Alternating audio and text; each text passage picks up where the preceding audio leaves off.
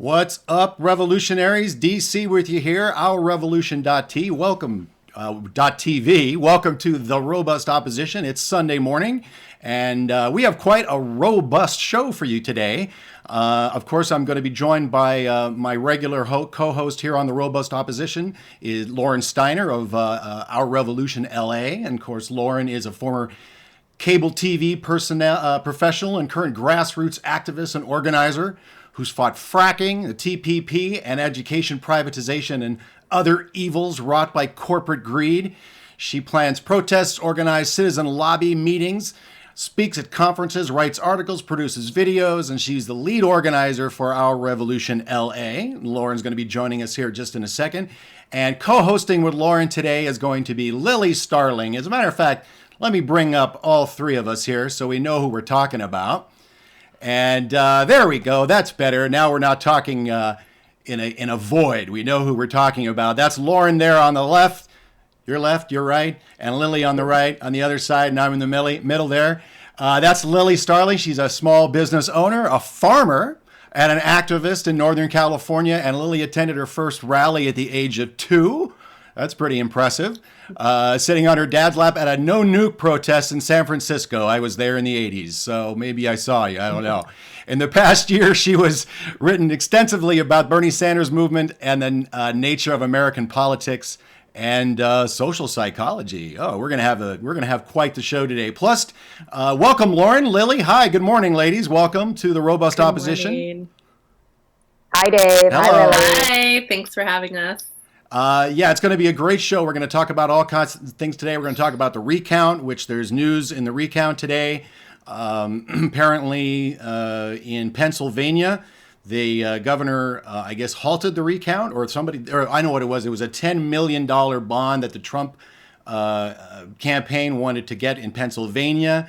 The judge decided on $1 million bond. Jill Stein refused to pay that bond and is now suing in federal court. So we're going to talk about a little of that with Greg Palast in our last half hour. So make sure you stay here with the Robust Opposition on ourrevolution.tv. Spread the link. It's going to be a great 2 hours. We're also talking with Marla from the Badass Teachers Association later.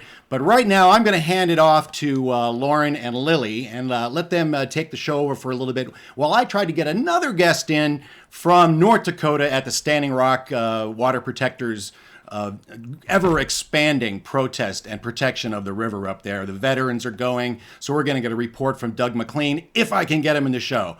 So, Lauren, I'm going to turn this over to you. Why don't you talk a little bit about what's been going on, and you and Lily can have the floor. All right, great. See you in a bit, Dave. Okay. So I'm really happy to have an opportunity to see for the first time my co-host Lily Starling. So far, I've only been communicating with her on Facebook. And I discovered her as I discover so many other wonderful people out in the country on Facebook through her really intelligent, thoughtful, critical posts.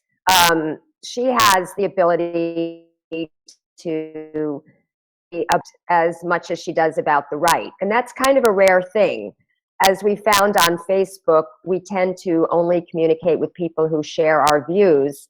And sometimes it can become an echo chamber where we just kind of repeat all the things that we want to hear, and we don't really fact check, and we don't,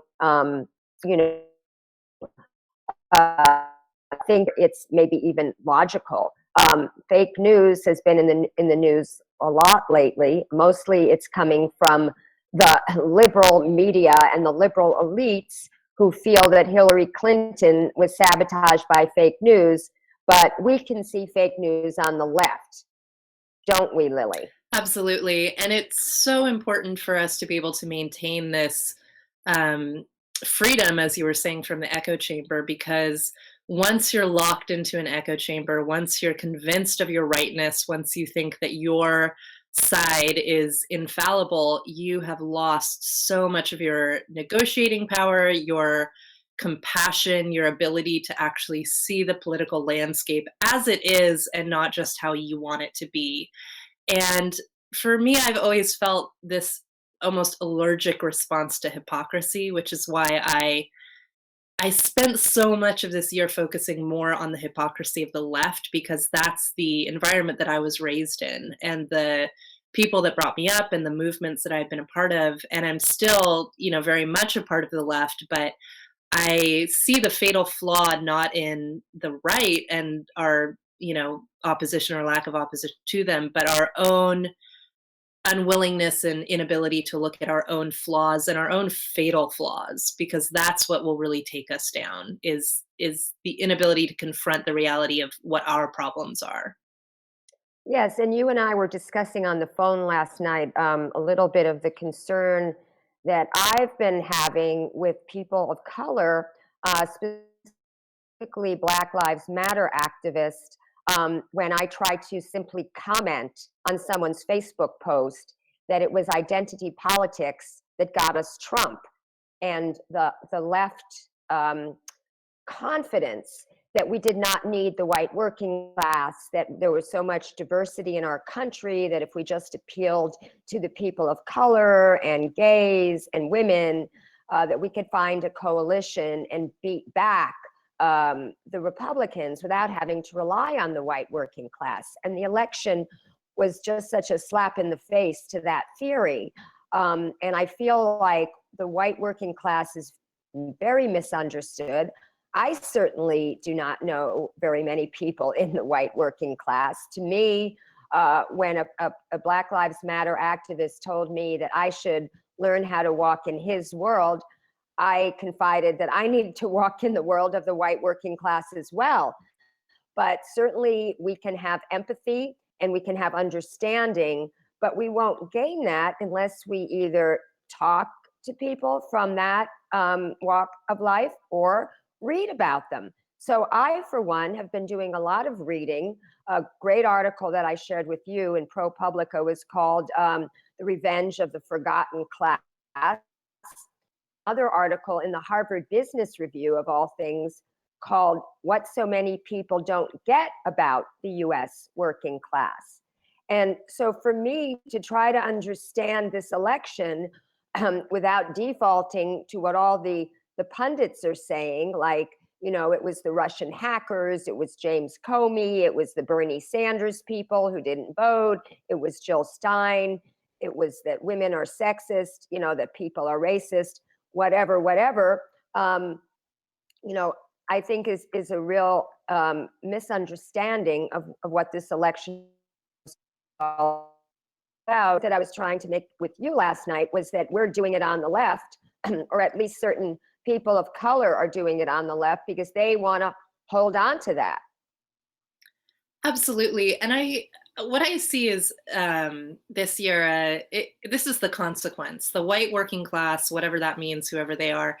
Of course, we have our own images that are conjured up. One of the first qualities that comes to mind is always, backward and racist, living in some rural backwater. The fact is, the class has become so fluid since neoliberalism and the rise of the Clinton machine and Bush and Obama. There are more white working class today than there were back in the Democratic heyday when we could rely on the numbers of educated middle class liberals to carry elections. The fact is, you could say he, in the modern times, began the destruction of the middle class. Bush kept it going. Obama kind of sort of helped, but didn't really. My family personally, economically, has bumped in the majority from the middle class down to what would be considered working class wages on the whole in the past 10 years. So you could say that I have become the white working class. There's just not the numbers that we have been relying on of, supposedly educated, supposedly financially secure, what we think of as the middle class, the glorious middle class of, the Watergate babies in the post-Nixon era that could really carry, liberal social justice reform, economic reform. That's the consequence of the last 2 decades of free trade, neoliberalism, the economy just going totally in the toilet. There's a lot more angry poor people of all colors. It's not just the white working class. It's the disaffected majority. And what I saw really this year was that Democrats thought that there was just a lot more of their what they were relying on to be their voter base than there has been, and that's the consequence, like I said, of wealth concentration. Is you've got now these angry masses that are looking for change, and it doesn't work to condescend and to you and I are in California. The whole state is more or less a blue state, but it doesn't take much going outside of LA, outside of San Francisco. You get out 20 miles from a city and there were Trump signs everywhere in the fields, all the farmers that have lost water rights. I mean, it's just gotten so bad. And if it's this bad in California, the state with it's the fifth largest economy in the world. It's got the best social safety nets in the country. Uh, we really, I think, as a liberal group, underestimated just the size and the volume of the people that really felt totally screwed over by business as usual Democratic politics. Well, it's interesting because a few things that sort of surprised me was that Nate Silver did an analysis of the voters, and he found out that most Trump voters were not poor. They were actually just less educated. So it kind of correlated with level of education. The Hillary voters had more likely to have completed college or graduate school, and the Trump voters not so much, but it was not correlated with income at all. And what was interesting about the Harvard Business School article was that they talked about why would some poor person vote for a rich person like Trump when, one of the issues that they had with Washington was that they're all rich. All the congressmen and senators are millionaires or more now, and they're out of touch. Why would they vote for another billionaire? Well, billionaire because he's a businessman. He's not a professional.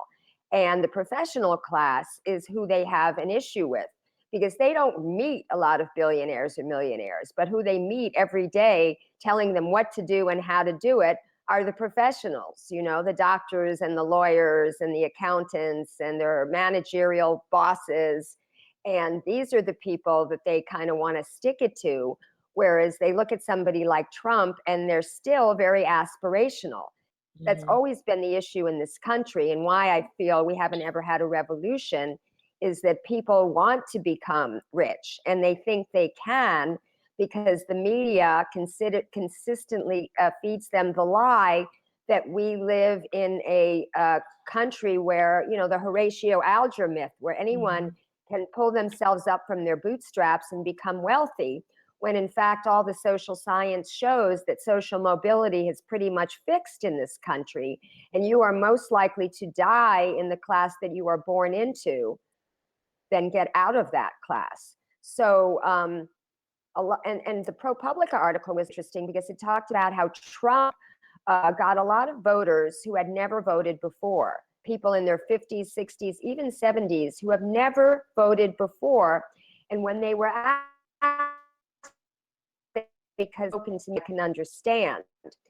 So what we sort of educated people saw as simplicity. We used to make fun of the fact that he used the same 5 words: fantastic, unbelievable, whatever his limited vocabulary was, and how he simplified everything, and how there was no consistency to his positions. They kept changing depending on the last person he spoke to, and his, veiled bigotry. We kept observing that, but they didn't notice that, and they weren't bothered by it because he spoke in a very simple language, and they thought that he, meant business, so to speak. And so it's like it's hard to understand this coming from where we live and the kind of education that we've had.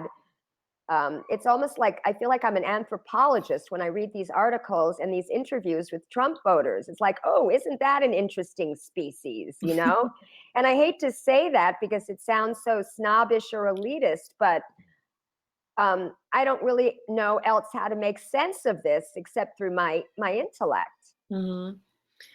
I think there's a People have talked about this as a change year, and that's why Bernie took off, and that's why Trump got elected. And just like Bush v. Gore, they ran a wonky, uninspiring, failed the beer test Democrat against a change candidate. And I think of this not so much as a change year as a chaos year. I think it's a cycle that goes from, decades and multiple administrations on both sides, doing the structured thing, doing the, this is how politics is done. This is how legislation is written. It's all about compromise. It's always going to fail somebody. And after enough cycles of that, it's people aren't just ready for change. They're ready for an explosion. They're ready for that to be blown up from the inside. And that's why the drain the swamp chant, oh my gosh, that's taken off across the board. I mean, not everyone has embraced that message, but it's true. We always come back to this point in time where consequences be damned. We're just ready for things to be shaken up. And the change doesn't necessarily have to have a concrete message or a directive. It just has to be something different. And that is, I mean, unfortunately, we didn't get Bernie in because Bernie had a concrete change. He had a very well written platform that was backed up by economists and activists and even other legislators. And now we've got Trump, who, as you said, just changes his tune every time he talks to somebody new. But we have to find a way to get this message through to the people who are ultimately running these candidates at a top level. You cannot run a business as usual candidate. They will always lose. There's no way to ram them through. At this point, we all still get one vote. And like you said, so many more people turned out. I was posting about that over and over. I was posting about this in groups. I was saying, listen, Republicans are killing it with new voter registration. And I had the most snide messages coming back to me saying that my numbers were wrong, that Democrats were also killing it with new registrations. And I said, that may be, but Republicans turn out. And we know this. Republicans turn out for elections. And if you don't give the Democrats someone inspiring to turn out for, it can't just be, we've said this to death, but we can't just run somebody who is not someone else. That's not inspiring. It's not change. It's not helping people across the left and the right who have lost their jobs, who have witnessed the escalating violence, who know about, this emerging fascist state that we already live in. It has to be someone who can inspire change. Well, it's interesting that you say that about new voters, because that was one of my concerns about the way the Sanders campaign was being run. I noticed that they were running a very standard Democratic Party campaign using the NPG van list. And, Dave didn't mention, but I also led LA for Bernie for a year, which was a very large Bernie organization here in Los Angeles. We had 40 different groups, local, neighborhood, constituency, and college groups. And one of my volunteers had this great idea to go out and register people and canvass people at places like Walmart and Target and 99-cent stores and employment opportunity offices, check cashing places, payday lenders, because these were the people, we talked last night about the 49% of Americans that are one illness, accident, job loss away from dire poverty. And the fact that the same 49% do not have $400 in the bank to pay for a major car repair. So, oh, that's my cell phone. Well, I'll let it go. It's in the other room. So I thought, well, these Democratic voters on these lists are probably going to be Hillary voters because they've been voting Democratic for years. They're part of the party. We should probably try to get these new voters. And I remember going to a rally for the homeless. Somebody had donated these little tiny houses and they put it up in a public space. And the city health department was going around making them remove these tiny houses. And we thought it was so horrible. That they were going on some arcane health department rules, when certainly it's healthier for the homeless to live in a structure than live out in the elements. But anyway, I was kind of canvassing there with this flyer that I made up entitled Bernie Sanders on Housing and Homelessness, to talk about his history, starting from when he was a mayor in Burlington, Vermont, with all that he had done for homeless people and affordable housing. And I was basically talking to the homeless people that were there about, yeah, you know, I'm sure you haven't voted in decades because you probably think that no candidate represents you, but here's a guy who really does. I mean, this guy is unique in American politics in that he really has so much compassion, such a big heart, that he thinks about the poor all the time. And it was interesting that when Bernie was asked on one of the cable shows, you know, if income inequality is the issue that is so important to you, how come in the states, you know, in 8 of the 9 states with the biggest income inequality, did Hillary win the primary? And his response was, poor people don't vote. And I'm thinking to myself when I heard that response, yeah, Bernie, because that's because you didn't go out and try to, you know, get to them. So, you know, everything is hindsight, of course, woulda, shoulda, coulda. We all know that Bernie never thought he was going to get as far as he did. So who knows? Maybe if he runs again in 2020, he can take that advice. I certainly hope so. I had so many problems with his ground game and being, you know, actively in the field, trying to get people registered. They actually had quite a few good tools. There were flyers printed in English and Spanish on different topics about Bernie's platform.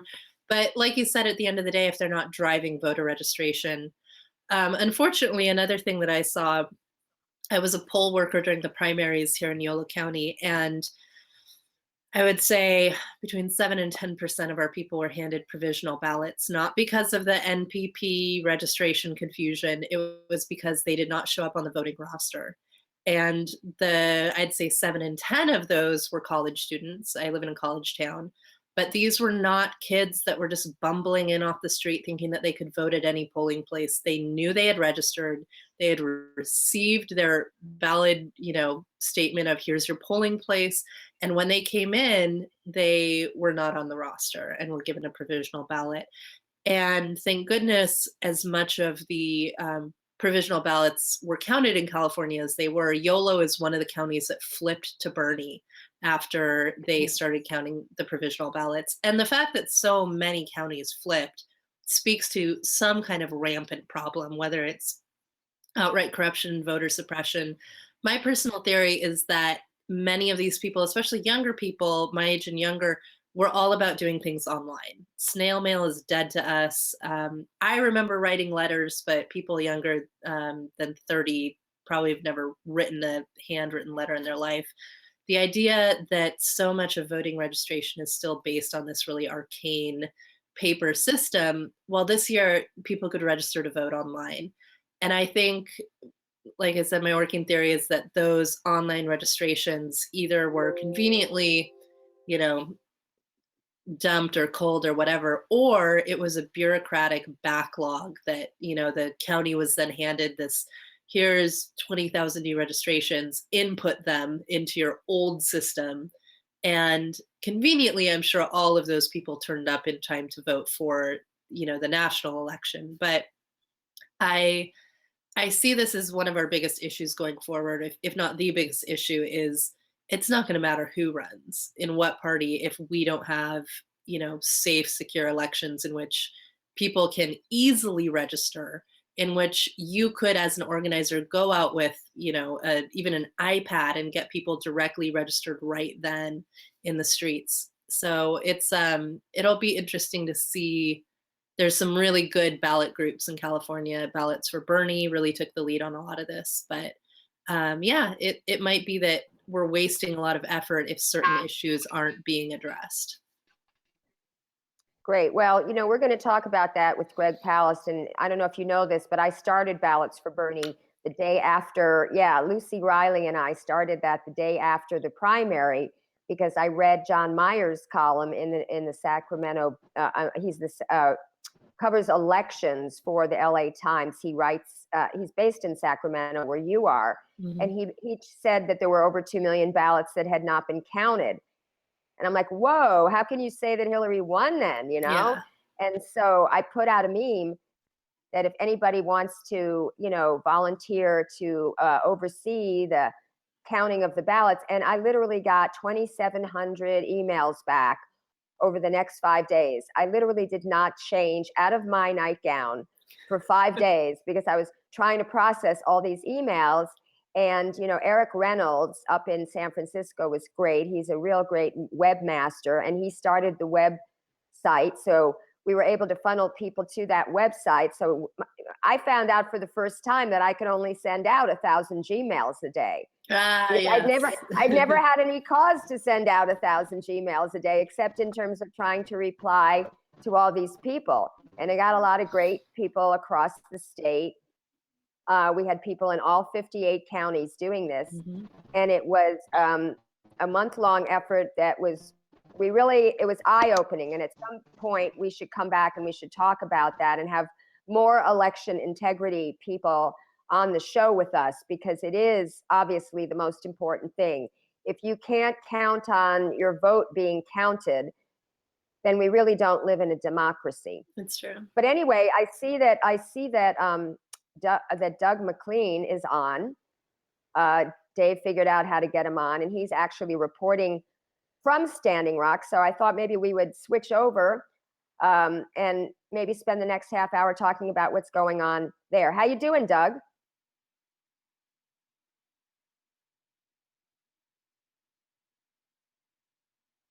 Who's that? I see his face. I see his face in. Unmute yourself, Doug. Are you trying to talk, Doug? He doesn't look like he's trying to talk. His face looks frozen.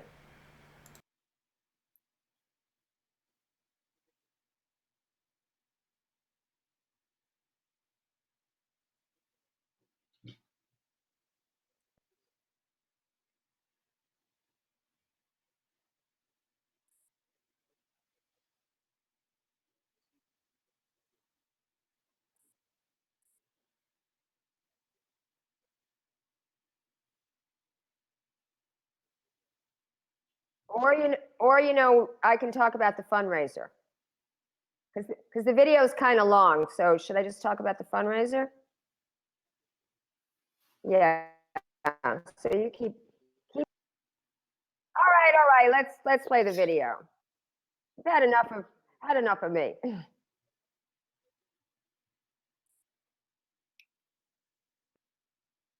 Oh, nobody is hearing me on. We're watching a video, folks. Here we go.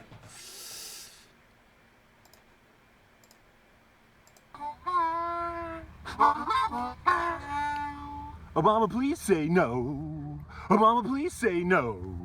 Obama, please say no to the pipeline now. You know we love our water, so Obama, please say no now, now.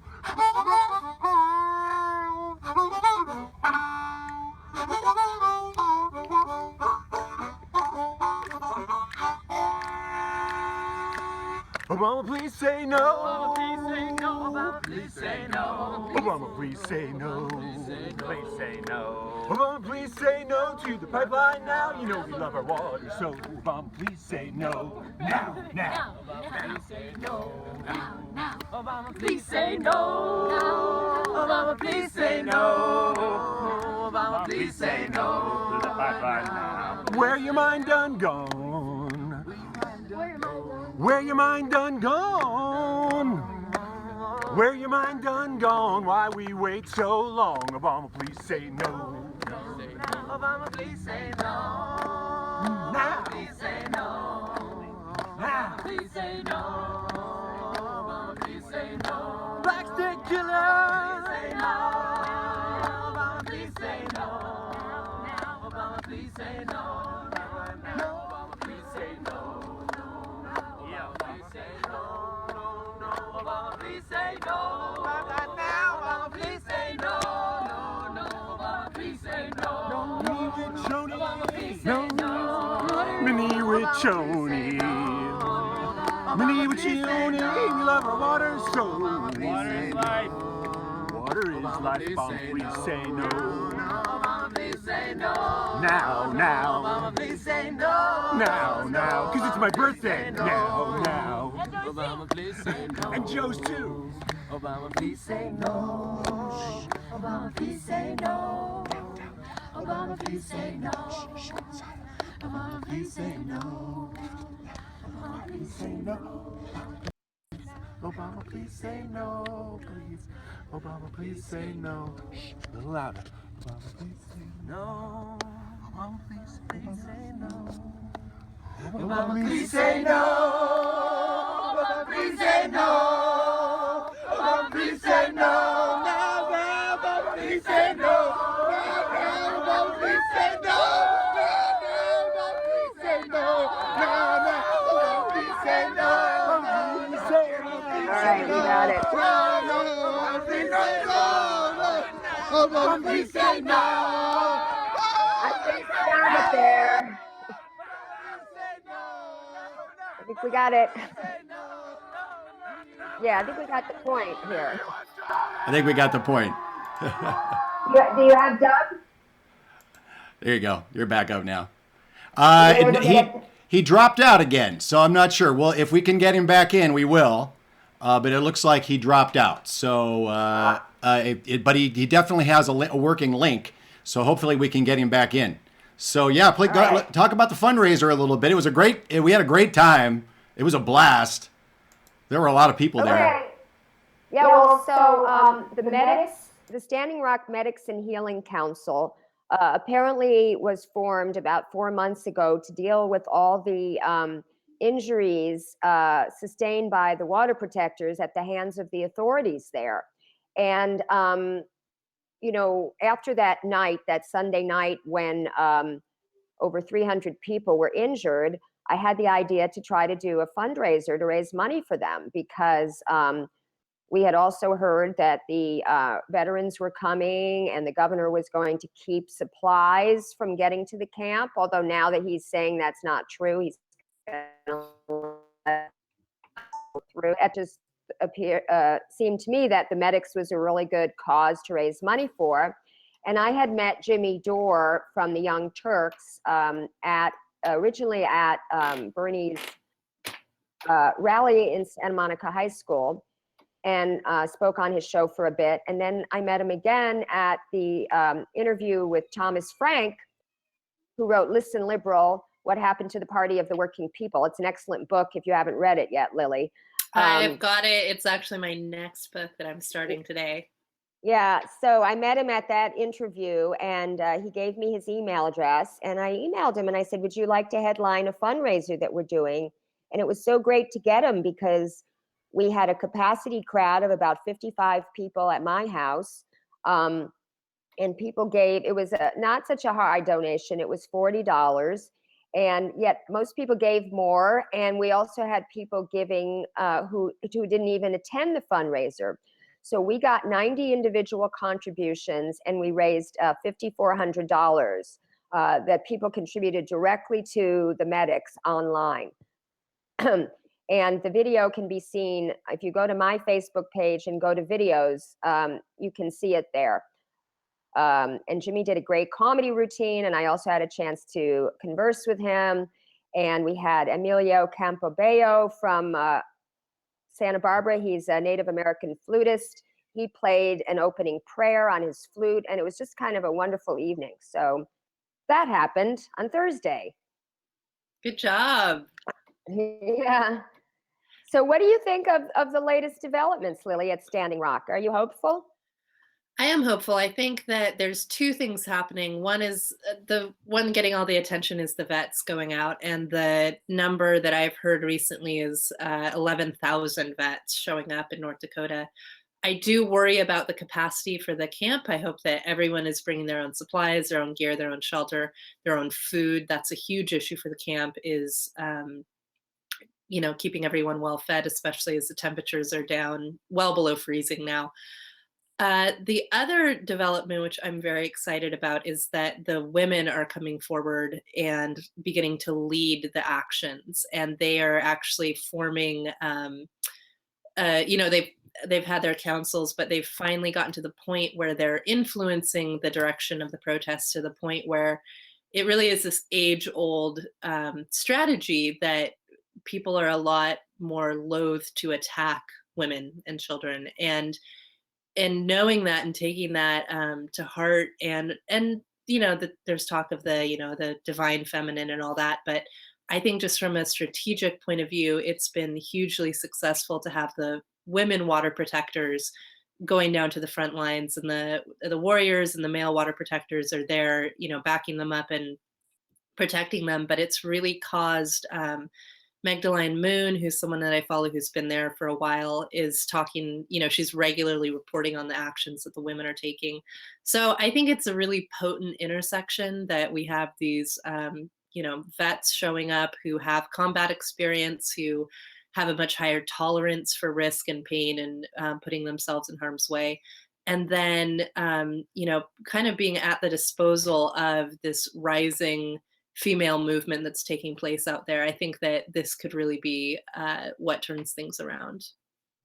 Well, I noticed that it's working only to the extent that the authorities seem to be backing off. I mean, I mentioned that the governor said that he was not going to be blocking the supply lines, and we know already that the Army Corps of Engineers said it is not going to be forcibly evacuating people. I think their letter was just kind of a cover your ass kind of thing to say, we're not going to be liable if anything happens on our property, during the freezing cold winters, which I understand they're due for another snowstorm on Wednesday. Mm. And temperatures with the wind chill factor are expected to get to 25 below zero. So these are really harsh. Keep been cautioning everybody who leaves from here to make sure that they are dressed for those conditions. It's not a matter of just a warm coat and a fleece beanie. Or even layers. If you're not layering with the right fabrics, you could be wearing 10 layers of cotton and that wind's going to cut right through it. So yeah. Something that's been concerning me, Lauren, and speaking of fundraising, I'm really interested to get your take on this, is there's such this is kind of something that comes up with grassroots, but there's so many people starting different donation sites, not specifically like one-time fundraisers like yours, which are very directed. But I think people are getting a little bit overwhelmed, and they're not sure, because there's also in activism, even in, just medical crowdsourcing, there's been a lot of fraud, and people are seeing these different GoFundMe's and Kickstarters started by people saying, donate here to give money to some specific subset of the camp. And I think that it's becoming confusing for people that there's so many different donation sites. And I think it's great. I think it's wonderful that so many different people are taking up the cause of fundraising. But what's your take on that? Well, I'm always suspicious of GoFundMe sites. I would rather always give to a 501c3, not because it's a tax deduction for me, but that they've had to go through some extra steps to form that. And the Medics and Healing Council is not a 501c3, but they did get a fiscal sponsor, which is a step that they did affirmatively go through so that they could take these donations. And it's the Florida Holistic Center. Can't say that I really did a lot of due diligence on what they're all about, but we do know from the news reports that the medics have been the one that have been providing the care. So I'm only hoping that our, donations went to a good source. As far as the GoFundMe pages, I see a lot of people raising money to go to Standing Rock, just like I saw a lot of Bernie delegates, set up GoFundMe pages to go to Philadelphia. And I'm kind of questioning that a little bit, because I feel like the money shouldn't be for the Standing Rock. It should be for what they need at Standing Rock. If you're raising money to purchase supplies to take to Standing Rock, I guess that's one thing. But, I don't know. I mean, I guess when you're talking about raising money to go to Standing Rock, you're talking about renting the vehicle maybe, or renting a generator, or renting propane, whatever I'm sure, I shouldn't say I'm sure, because I'm not sure that these people aren't putting the money into their pockets. I mean, there were a lot of Bernie delegates that ended up not going to Philadelphia. When Bernie dropped out and endorsed Hillary. And who knows what happened to that money.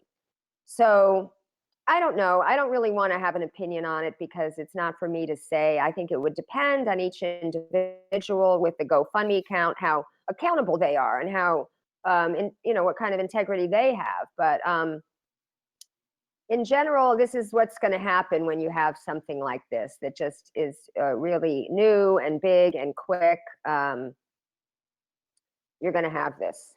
Yeah, and I've read the documents put out by the Standing Rock Council. They're very thoughtful. They're very well written. They've obviously been through multiple levels of leadership approval, and it really is coming from the tribal councils saying to people, make sure that you're coming out here not to build your activism cred, but to actually do the hard work of putting yourself in the way.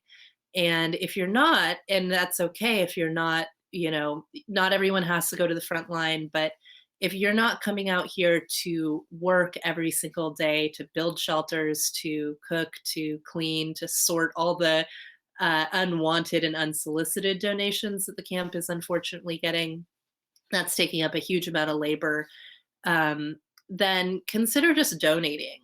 And I think that that's been, it's hard to discourage people from going out there physically. I wish the whole country would go there right now, but at the same time, it's true. Is that really the best use of fundraising to get one or two people who, saying this as nicely as I can might just take up room in the camp when it could be going towards medical supplies or food or shelter.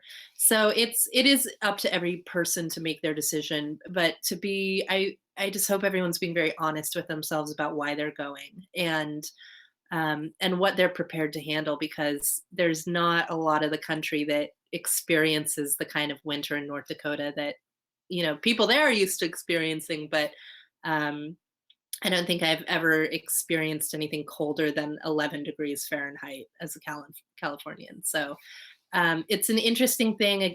I feel like it's mostly net positive. I'm glad that there's this crowdsourcing fundraising. I think it is the future of progressive politics. But it's been on my mind, and I haven't made it out to North Dakota yet. And part of that is because I am unwilling to fundraise my own trip out there. I would rather pay for it out of pocket. I feel like that's an important part of my contribution, is not taking funds that should be going to the camp. Right, right. Well, since we don't have anyone live from Standing Rock, I thought maybe we could segue into getting back to the election again. And you and I were having an interesting conversation. I had this conversation with Jimmy Dore as well. We were so adamant in talking about Hillary as being the worst of two evils. And, how Bernie, you shouldn't have sabotaged Bernie's campaign. See DNC, see corporate media, see what you did. And we were so self-satisfied. In fact, Joan Walsh, who I have always disagreed with, actually only since the primary when she started bashing Bernie. But she said something the other day on Chris Hayes, I think it was, or Rachel Maddow, I don't remember whose show, Chris Matthews, they're all the same. Talking about Bernie's enjoying himself on his I Told You So tour. And I just thought that remark was kind of snarky until I realized that, I've been doing it a lot myself, telling people, well, we told you, we tried to warn you at the convention. We were there with our maps that showed all the states that Trump would win and Hillary would lose, and how Bernie had a better chance of beating Trump. And the maps were actually far worse, the actual maps of the election. He won even more states than he was slated to.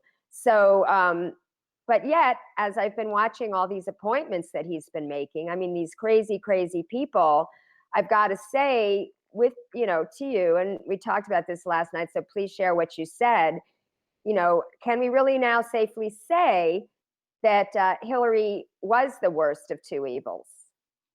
Yeah, that was a great conversation. And I still believe strongly that Hillary was, and just what she represents is the worst of two evils. I do think that she is a consummate statesman. I think she knows politics. She's obviously very, very intelligent. She has foreign policy experience. She's a good politician. But unfortunately, the systemic violence that she represents around the world is such a long term and more dangerous evil than, I mean, Trump is not good, and I see people struggling. It's so hard to really be confronted with the fact that both were horrible. It's a natural kind of stratagem that we employ to say, okay, this one is bad, so I have to make myself okay with this one. And that's really our struggle right now, is not apologizing for Trump, not trying to find silver linings where they don't exist. But I still firmly believe that Trump is the immediate evil that is more tangible, that's closer to home, and more urgent, and therefore we're more prepared to deal with. It's still going to take a lot to deal with it, but I believe that given 4 to 8 years of Clinton, the just the advance in free trade, in intervention in the Middle East, that all would have come home to roost in such a hugely violent way that what would have followed would have made Trump look like kind of the way Mitt Romney looks to us now. Like Mitt Romney, even Paul Ryan to an extent, were like, God, remember those guys? They're so reasonable and, kind of seem like they have level heads and maybe weren't so bad.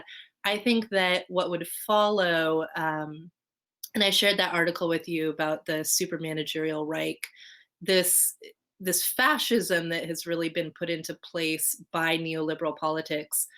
It would have been far too late, I think, by the time we woke up to really how bad 8 more years of that would have been.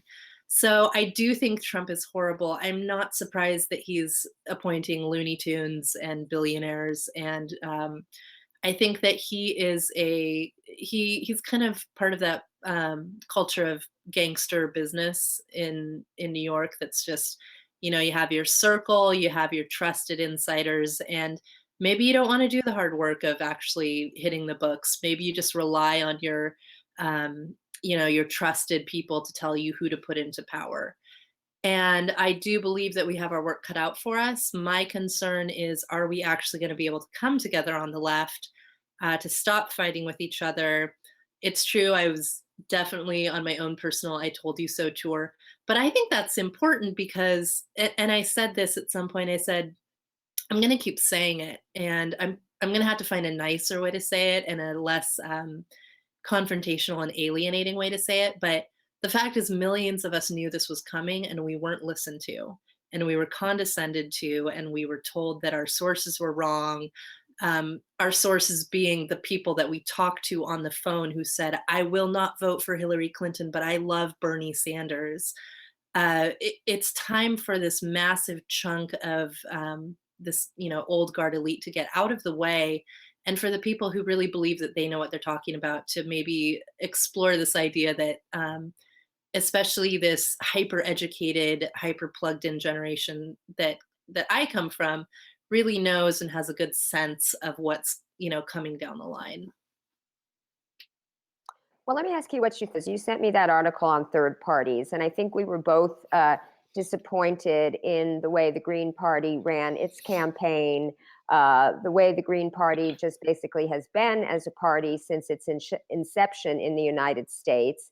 And I, for one, while I said that I was going to vote for Jill Stein starting at the convention, well, actually starting when Bernie conceded, I said I was going to vote for Jill Stein. In the end, I ended up writing in Bernie because I just felt like he was the guy who I'd been supporting all year. He was the guy who really captured the imagination of the American people. And, I just felt that the argument to get Jill Stein to 5% in the polls, which she didn't come even close, she barely got 1%, and for her to get matching funds, $10 million to match 20 million that she would raise, and that 10 million that she would raise, 20 million compared to the 3 billion, or was it 1 billion? I don't know. I think it was 1 billion. But in any case, it's not a fair fight. And those reasons weren't enough to vote for as much as I like Jill Stein, I think she's a person of integrity, and I love the Green Party platform. I basically think they have no chance. And, I don't know if it was in the article that you sent me or one that I sent you, but it talked about the history of the left and how they've always tried to work within the Democratic Party because it is the established party. And in this country, we don't have a parliamentary system. The two parties pretty much have control, and they have control institutionally. They keep raising the amount of signatures you have to get to be on the ballot, for example, if you're a third party. Thomas Frank said this in the discussion that I went to. He said, whenever third parties start to become successful, the two major parties change the rules to prevent the strategies that made them successful. So that's why historically people have tried to come in and change the Democratic Party. But I don't think that's working either. As you said, since Bill Clinton, the party has changed. It's not the party of the working class anymore. It's not, they don't care about the unions. And it seems like the unions themselves don't even care about the rank and file, because the rank and file of most of these unions wanted the unions to endorse Bernie, endorsing Hillary, because as a writer who I like very much, Bill Curry, who I hope to have on the show one day, said, the unions have traded pressure for access. Mm-hmm. So just like, like when Bernie talked about establishment and the head of NARAL and Planned Parenthood, Bush pushed back and said, how can you call us establishment? I think Bernie was referring to the leaders, because they are inside the Beltway. They do hang around with these politicians and these media pundits, and they're in their little Beltway bubble, and they don't understand, the American people. They don't even understand their own members.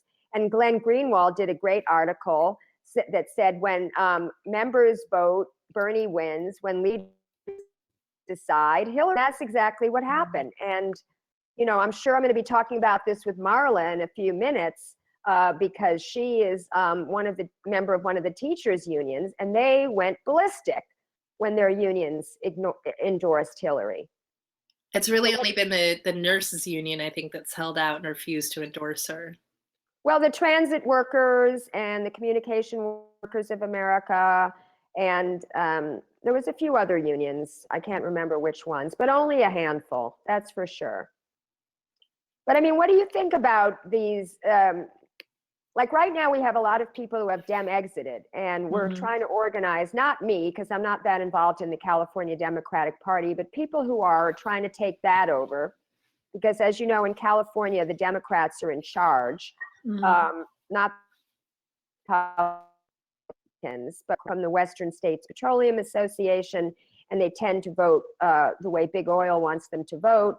So we're talking about taking over the party in California, but so many Bernie delegates and supporters Dem exited that they're not eligible to run for assembly district delegate. The deadline is December 8th and 9th, and the election is January 8th and 9th, depending on which AD you're in. And so we're looking for some qualified candidates. Would you consider running? I would. I never Dem exited. I saw it as a mistake, and I understood in the short term why that was a strategy to pressure the DNC. I supported people's right to do it. I knew that in my county, we didn't have any Greens on the ballot, so I'm not sure who I was expected to vote for if it wasn't a Democrat or a Republican. I see third parties right now as a place where progressivism goes to be shut into a locked room and kept away from the ballots. And I wish it wasn't that way. But as you said, the two-party system that we have it has such a lockdown on the legislation involving ballot access that a third party is really, it doesn't have a prayer, and I hate to say that. I think it should. I think we should work very hard on that. I think that we should do everything in our power to break this duopoly. At the same time, I see the strategy of trying to expend all that energy doing that right now when we're faced with climate change. it's pretty much past the point where things aren't going to be really terrifying in 40 years. I don't feel like my energy is best spent starting a party from scratch, whereas the GOP has already modeled a party takeover, a radical party takeover in the form of the Tea Party. What I think is happening is, and from the comments that I've gathered and the people that I've known who've said the Democratic Party is irredeemable, the Democratic Party won't listen to us. I question how vocal and how involved those people have actually been up until this year. And I know that sounds condescending and it shouldn't apply to everyone. I know a lot of people have been actively involved at a local level in the Democratic Party, but have we really even tried? It's, to my mind, it's been about 1 year of us actually paying attention and decades of us just voting blue no matter who, trusting that we were on the right side of the culture wars, voting against Republicans, but not actually being that involved, not actually mounting any kind of progressive coup within the party. And that's where my energy is going to go. Yeah. I'm going to stay in the party. I know a lot of those people are starting to drift back. They'll get their own experience with working with the Green Party and seeing what that's like and how effective that's been. And like I said, I firmly support third parties, but why I see it as this like you've got to get to this convention down the road and you're a group of people and you have a choice of either flagging down a bus that's on their way there and maybe that bus is full of corrupt people who don't want you on the bus and think that they own everything versus trying to build a vehicle from scratch right there on the side of the road. I Yeah. think the best use of many people's time and energy is actually starting at city council level and getting people in because that's where politicians come from. And that's another thing that drives me nuts and a lot of people nuts about the Green Party is parties are not formed from the top down. And Bernie said that over and over. It starts from the ground up. And he, began his own petition to get people interested in running at a local level. And that's what has to happen. I think that it could shift very radically. And that's what the Tea Party did. They got their people in on school boards, city councils, in every local level that they could, because without an actual party, without a packed roster of candidates, there's no one for that person at the top to work with anyway. And even Jill Stein herself would not answer the question when she was on her campaign tours. Jill, who are you going to work with if you do get elected? She would dodge the question and say, we've got to break the two-party system. And again, that's true, but she never even had a good answer to put forward as far as, who was going to be her power base, who was going to actually enact the legislation that she would put forward. Right. Well, Bernie Sanders has had that problem, truth be told. I mean, he has a reputation for not working well with people. And, many of his bills, although he was the amendment king, when I spoke with Barney Frank at the convention, at the Rules Committee, he said that many of Bernie's amendments were, not very substantive. And I would have to really look into that to be able to evaluate that comment because Barney Frank, it really was one of the worst on mainstream media. And he basically called me a McCarthyite for having the temerity, no, seriously, to have the temerity to suggest that there may have been some election fraud during the primaries. He accused me of, accusing the good, honest people who monitor the elections in all the states as being corrupt. I mean, horrible person. But anyway, I want to bring in Marla Kilfoyle into the conversation, but I just want to make one more one more point. I forget the word, it begins with C. I want to make one more point about third parties because, depending on the poll that you read, it's either 43 or 47% of Americans consider themselves independents. Less than 30% belong to identify with the Democratic Party and less than 30% Republicans. So right now, independents are in a plurality. And when I was on the plane going to Raleigh, North Carolina, I sat with a Ted Cruz supporting Republican from North Carolina. And I have to tell you that after 5 hours, we were agreeing on so many things. When we could take away the labels, Democrat, Republican, liberal, conservative, and we were just talking about values, just talking about policy. We're able to really get an understanding of where each other were coming from. And I fear, the one thing that I fear about sticking with the Democratic Party is we're going to lose all these independents that ended up voting for Trump that would have voted for Bernie.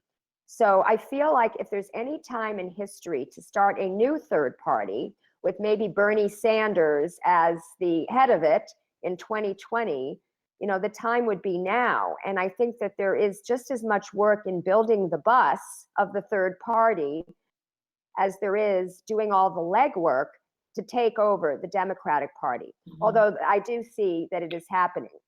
So Lily, can you stay on or do you have to go? I have to take off, but this has been wonderful. Thank you so much. All right, thank you. We're going to see you in other shows going forward. Sounds good. All right, thank you. And I'm going to segue over to Marla Kilfoyle. I know Facebook group Badass Teachers Association. I've been a member of that group for a couple of years now because you don't have to be a teacher. You can be a parent or any member of the community that opposes what is happening to public education today. So Marla is the executive director of BATS, which is the short name, the acronym for the group. She has been a public school teacher in New York for 29 years. She's a mom to an amazing 13-year-old who attends public school. She's a union officer for her local and a, national board certified teacher, and led the opt-out movement in New York, which she can describe what the opt-out movement is. And I've asked her to come on the show today to talk about Betsy Devos, who is Trump's, that's not a fraud, that is a Freudian slip, but we can talk about Obama's person, because it's just another in the long line of privatizers. Why don't you tell us, Marla, about the Badass Teachers Association, why you were formed, what kinds of things you've been doing, and then we'll get into Betsy Devos. Great, thanks for having me today. Well, to tell you a little bit about that, it began about a little over 4 years ago, and it just kind of really blew up by accident. And really the crux of it is that teachers were tired of being blamed, as our mission statement says, for poverty and inequality in the country, and we weren't going to let assessments and corporate reform sort of demoralize and define us. So, we get a lot of flack for the name. We still do today. They're like, you're a disgrace to the profession.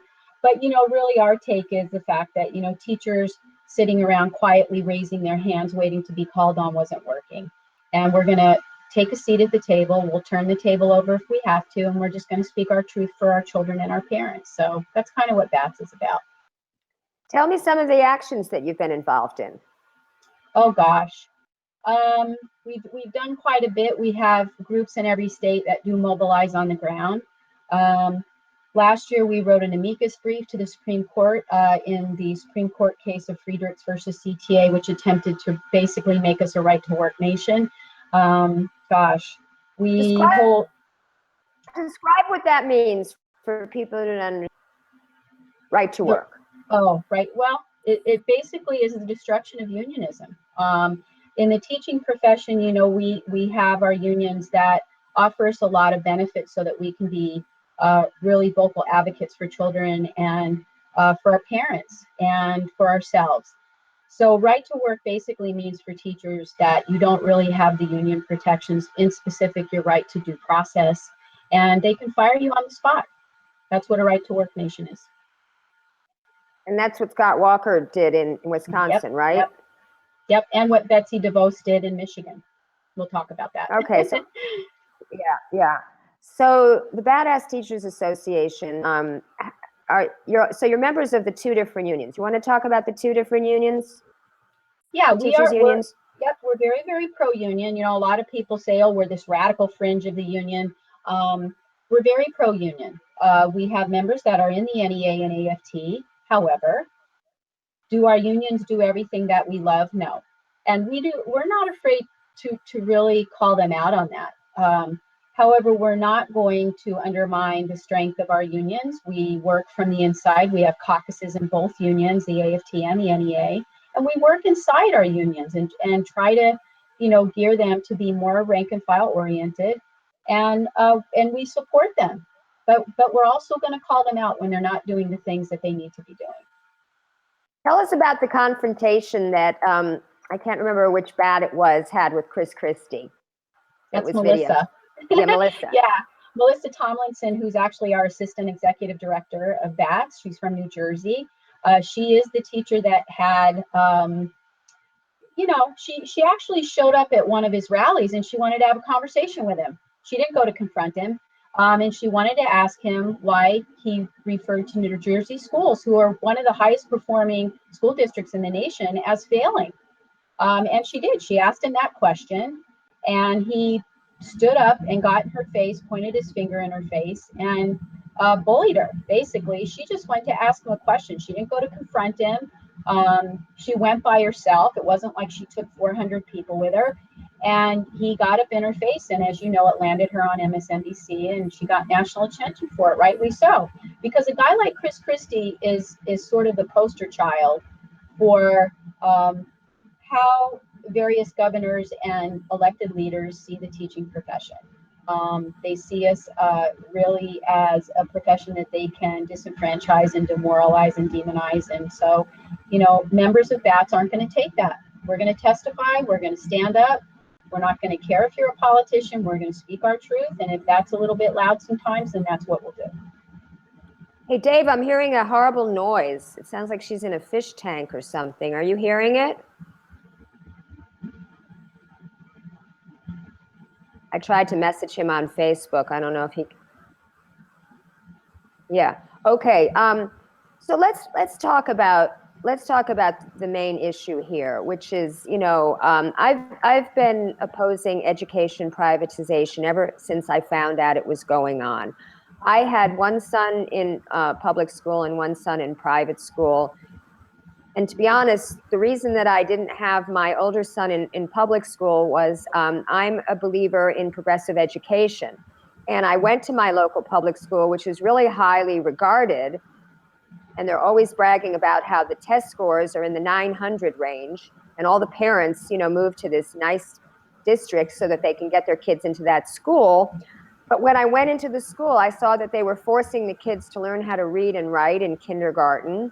I looked at a first grade classroom. They were talking about, or maybe it was a kindergarten classroom. They were talking about metamorphosis, and they were literally using the charts from the 60s that I remember. And in my other son's private school, they had caterpillars in the class, and they had kids, journaling and drawing pictures, and that's how they were showing metamorphosis, not with these charts. And the teacher was sitting there in this public school and basically giving a lecture. Kids could chime in, but they had to have these certain prescribed answers. It wasn't like they could ask questions. It wasn't like what you call the inquiry-based method of teaching, where the students have the questions and the teachers respond. It was like talking at these kids. Then I remember looking at a third grade classroom, and they had the kids line up in like height order to go out to an assembly in the yard. And I thought, why do they have to have kids get in this military style formation to go from point A to point B? And I just said, I don't care if this school is free, I'm not using it. But then when my younger son was diagnosed with ADHD and dysgraphia, and needed services, by this point I was divorced, and I was in the process of getting divorced, and I asked my ex-husband if he would move into the Westwood Charter District. And Westwood Charter is a public school charter.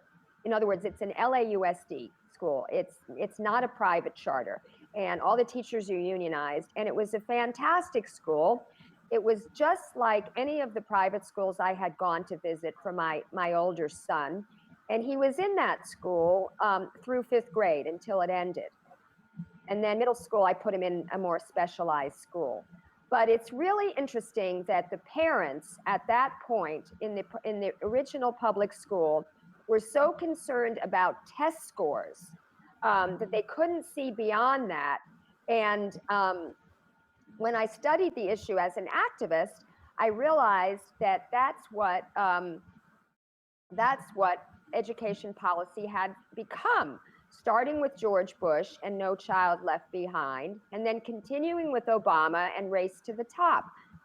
So I was wondering if you could maybe talk about that, because a person who I admire greatly. She's kind of the leader of the anti-privatization movement. She was a undersecretary of education under George Bush the first, and she apparently had a complete 180 about testing. And she really understands why test scores are bad. And basically, it's in the wealthy neighborhoods, the test scores are not bad, and it all has to do with poverty. So if you could expound on that, I would appreciate it. Yeah, she's had a 360 on a lot of things, and she right now is, as you know, is probably one of our most powerful voices in fighting this. She just did an amazing interview on Democracy Now! Actually. Yeah, I think the history of privatization, I mean, we can take it all the way back. I mean, we can even take it back into the Clinton administration. But we can get bogged down in a lot of that. But obviously, with No Child Left Behind and the expectation that 100%, imagine this, 100% of our children would be proficient in reading. That's ridiculous. And so now we begin sort of this test-based mania where we can test children out of poverty, we can test children out of marginalization, we can test children out of disabilities, we can test children out of having language deficiencies. You can't test kids out of those things. You can't. And so No Child Left Behind was ridiculous, as we know. And so now we have Race to the Top, which was actually the Obama administration. And I don't even like to put the president's name in with that. I really, really associate that mostly with Duncan. But I think that now you've got Duncan who initiates Race to the Top, which is really No Child Left Behind on steroids. That's what Let me just mention that Duncan is Arnie Duncan, who is Obama's Secretary of Education. Yeah, sorry. So we have Race to the Top, which is this initiative that Duncan brought in, and basically he dangled a ton of money in front of states to adopt specific policies, such as Common Core, test-based accountability, evaluating teachers on test boards, a whole slew of things. And of course, states are going to take that money because at this point they're all strapped. And so now they have to engage in these different policies and adopt them. And this is really what began, as you and I know now, this fight against corporate education reform, because it instituted a lot of corporations getting involved in places in education where they should not be. Pearson Testing Company is one that comes to mind, obviously Common Core and the different materials that came along with that. And so now districts are being forced to spend money they don't have. And a lot of these things are unfunded mandates. Money that they don't have on these different materials. And this is coupled with the fact that they have increasing class sizes, they're being underfunded at the state level as well. And it begins sort of this, what we call the whole playbook for privatization, right? So we underfund our schools, we use the test scores as a weapon to say that they're failing, we bring in whatever privatization model that might be, and for us it would be charters, to take over those horrible schools and replace them with private institutions. And so now that's where we're at with President-elect Trump and his nomination of Betsy Devos. Tell us about her. Oh boy. She is going to be, for lack of a better word, a nightmare for public education, even more so than a Duncan, even more so than John King, who is currently in that position. This is a woman who's got a very detailed and strong history of not supporting public education, of supporting the privatization effort of vouchers, which we know don't work, of charters and for-profit charters, and also looking at and supporting school choice, which is really not choice if you think about it. I mean, and I can talk a little bit more about that. She has used her family's money. You know, she is married to the heir of the Amway fortune. Her own family is very wealthy. In fact, her brother, Eric Prince, is the guy that owns Blackwater. And so her own family had a lot of money. So this is a woman that's got an immense amount of money. She's a billionaire. and she's used her money in Michigan to try to influence privatization. For example, in 2007, she got a law passed in the Michigan legislature that did not allow for accountability of charters. So she didn't want anybody to have any oversight over them. In 2011, she actually got defeated.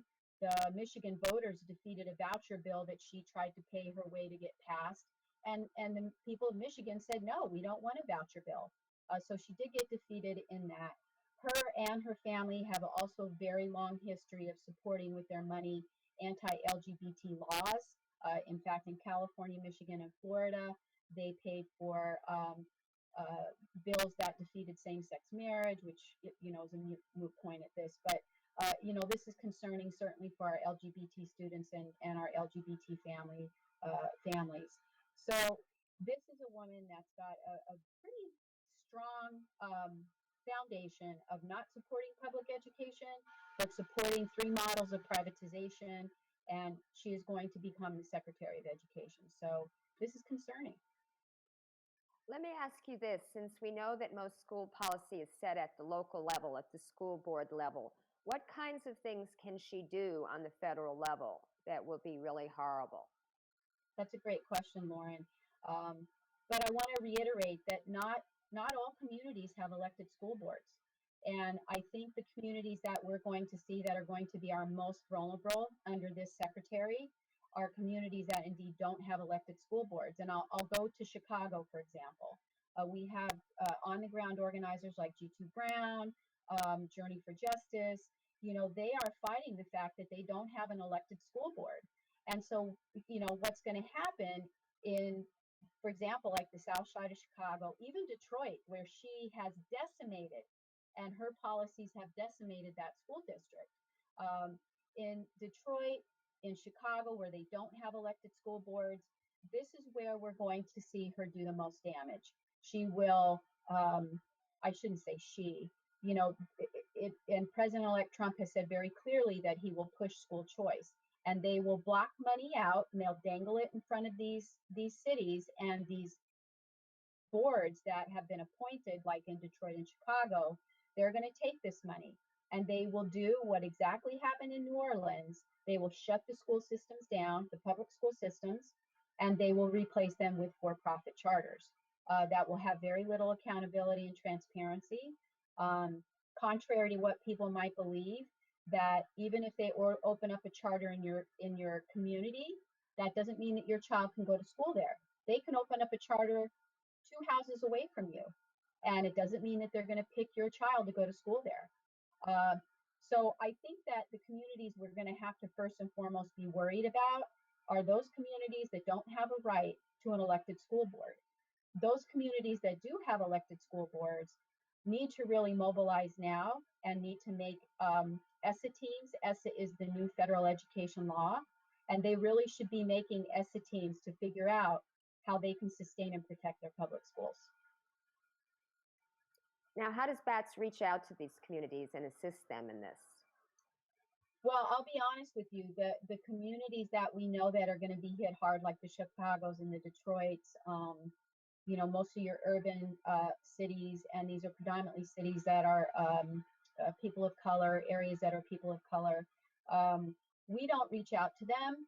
We let people know, like we work very closely with Journey for Justice. Whatever they need us to do, we will do and help them, whether it's social media.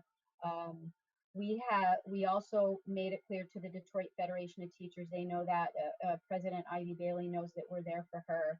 We are there for them and on call, ready for them whenever they need us, whether it's social media, boots on the ground, whatever it is that they need us to do. We have reached out and let them know that we're here for them. They call the shots. They're the ones that are on the ground, and we're there as a support mechanism for them. Well, let's talk a little bit more about the money that's behind this, because I put this is all of a piece with the billionaires and millionaires that want to make money off of privatizing public goods and public services. We see it's already happening with the post office. They had the Postal Accountability Act. a dozen years ago, which has basically taken a government agency that was in the black and said that they had to fund in advance 75 years of health benefits for their employees. So they're the only agency that has to fund health benefits for employees who haven't even been born yet. And that's been causing them to sell off, post offices. Yeah. And post offices are very valuable. A lot of them have art that were commissioned by the Works Progress Administration during the Depression as a way to get people back to work. And what I found out in reporting this story was that that CBE Ellis, a real estate company that was headed by Dianne Feinstein's husband, Richard Bloom, has an exclusive no-bid contract to rent and sell these post offices. So clearly there are individuals making money, and what is particularly insidious about the privatization of the public schools is that there's liberal billionaires involved as well.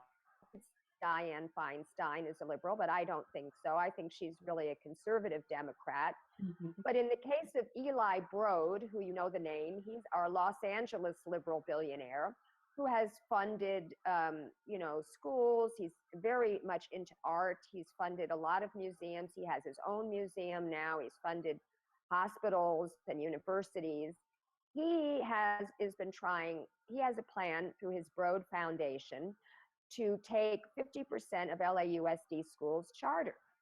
And charter schools in concept are not horrible. I mean, they're basically a laboratory, a way for teachers and administrators to try out different ideas that might work. But here at LAUSD, they could do that through what's called a pilot school.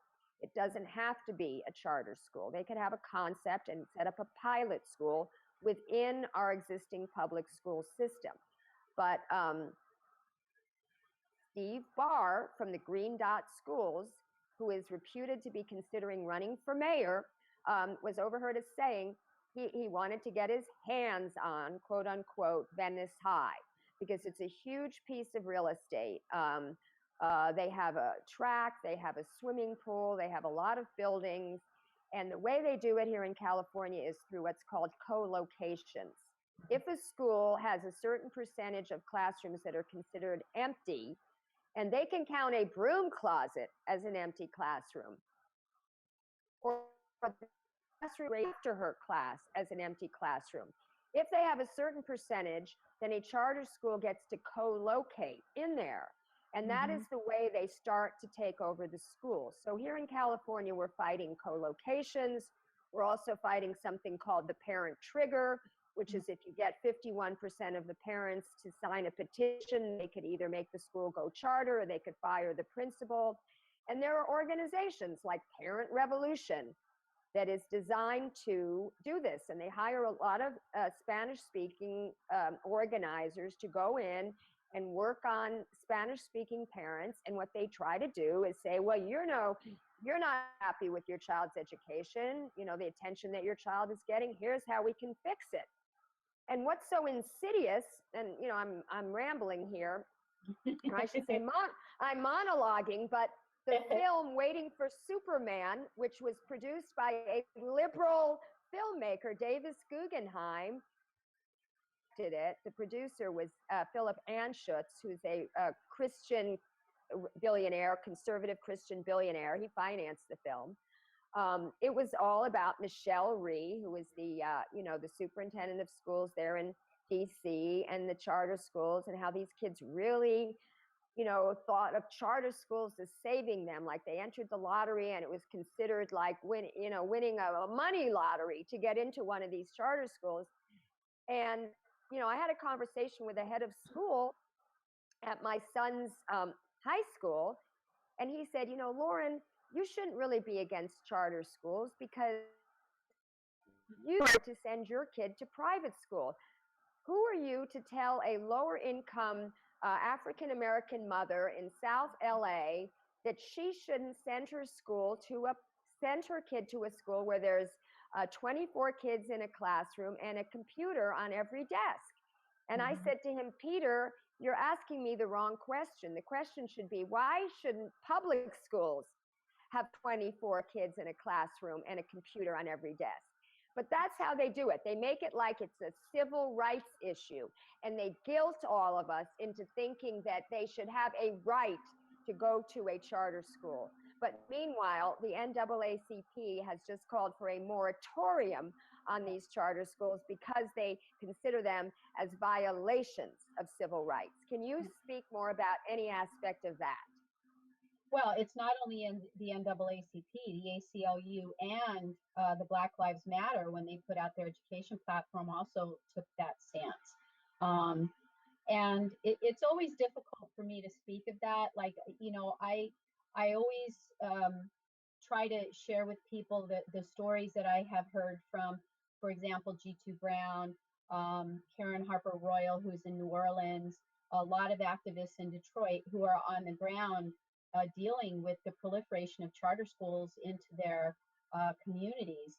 And I will tell you, I have never heard any of them say that these new for-profit charters are indeed good for their communities. In fact, they are gentrifying their communities.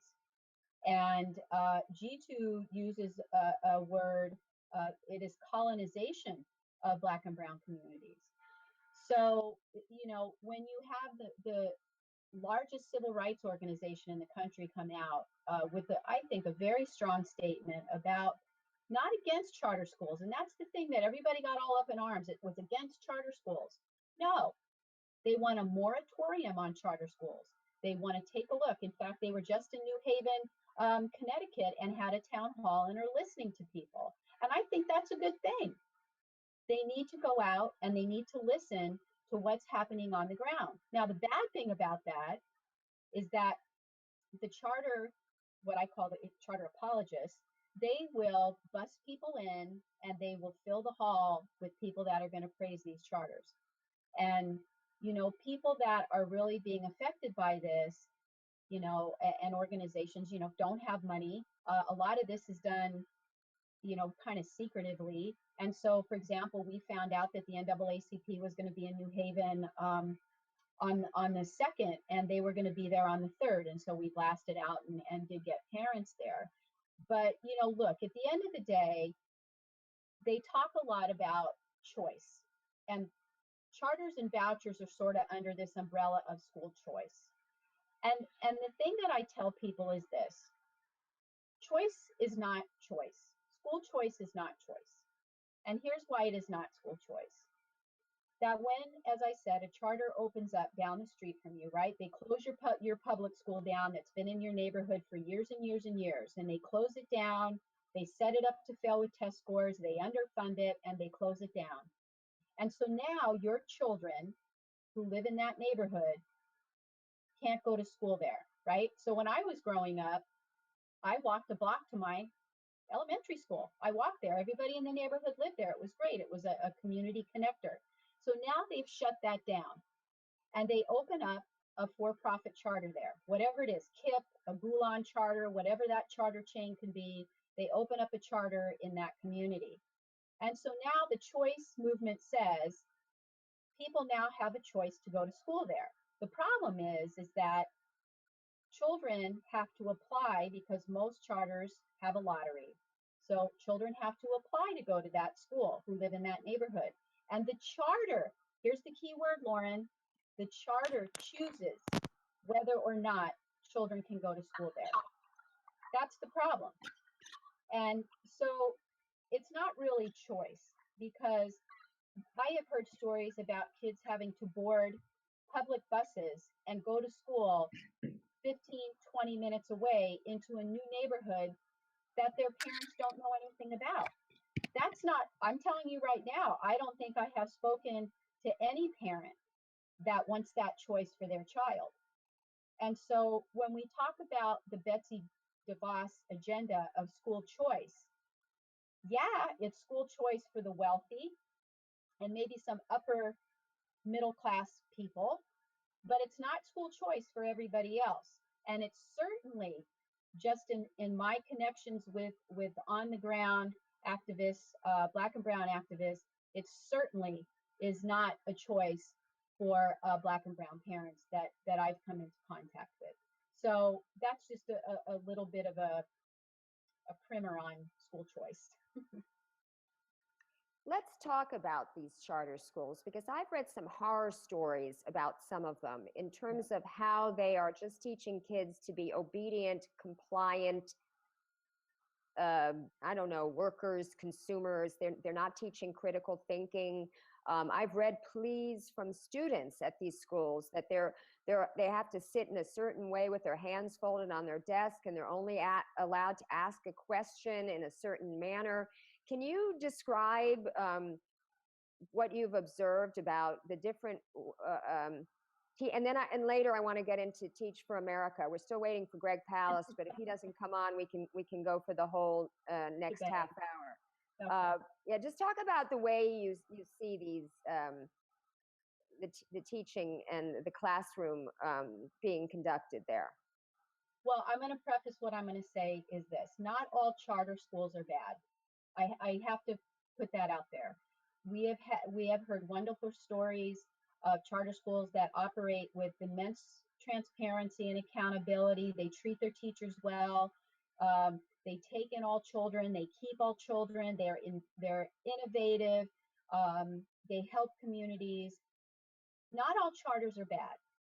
The problem is that the charter schools that we see today, these for-profit charters, and by the way, a lot of these reforming people like Betsy Devos will say, oh, they're public charters. They're not public charters. They're private schools that are funded by public money.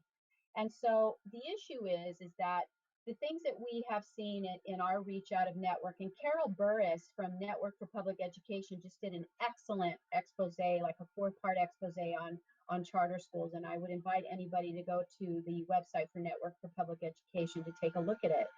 But the things that we've seen that are happening specifically to children in charter schools is almost kind of militaristic. The biggest thing that's concerning for us is sort of this no excuses discipline policy, where they can remove children from school. They just kick them out for various discipline issues. Public schools can't do that. We can't kick children out. So they kick children out. But the problem is that they've already gotten the money for the child to go to school there, and it doesn't follow the child back to the public school.